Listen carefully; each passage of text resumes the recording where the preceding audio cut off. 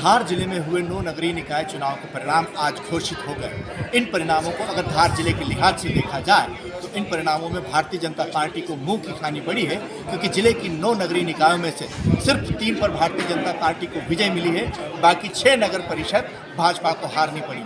Bharatiya Janata party में गुटबाजी के चलते जो ये परिणाम सामने आए हैं, जिसका सबसे बड़ा खामियाजा पीथमपुर में भारतीय जनता पार्टी को भुगतना पड़ा, जहां पर भारतीय जनता पार्टी की वर्तमान परिषद से भाजपा को हाथ धोना पड़ा है और वहां पर कांग्रेस अब बहुमत में पहुंची है।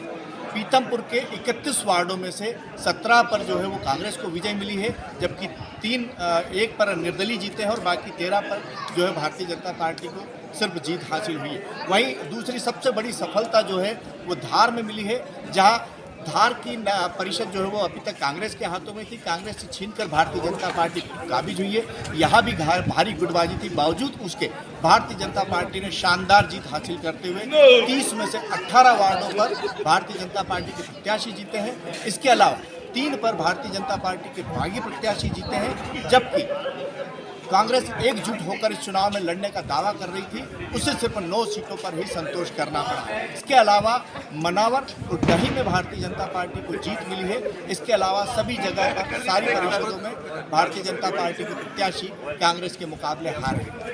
पूरे जिले भर में सबसे ज़्यादा चौंकाने वाले परिणाम अगर कहीं के आए हैं तो वो आए हैं पीथमपुर नगर पालिका, जहाँ के 31 वार्डों में से 17 पर कांग्रेस लड़ी। वहाँ कहा जा सकता है कि कांग्रेस की एकजुटता काम आई, किंतु फिर भी अगर देखा जाए तो पीथमपुर के इन 17 वार्डों में भारतीय जनता पार्टी के बागी प्रत्याशी खड़े हुए थे। शायद इन्हीं बागियों के दम पर कांग्रेस को जीत हासिल हुई।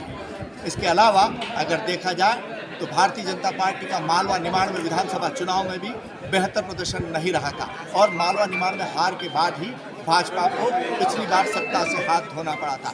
और जिस तरह के नगर पालिका और नगर परिषद के जो चुनाव परिणाम आए हैं, ये एक तरह से भाजपा के लिए खतरे की घंटी है, क्योंकि पिछली विधानसभा में भी जिले की 7 में से सिर्फ 1 सीट भारतीय जनता पार्टी को धार विधानसभा की सीट हासिल हुई थी।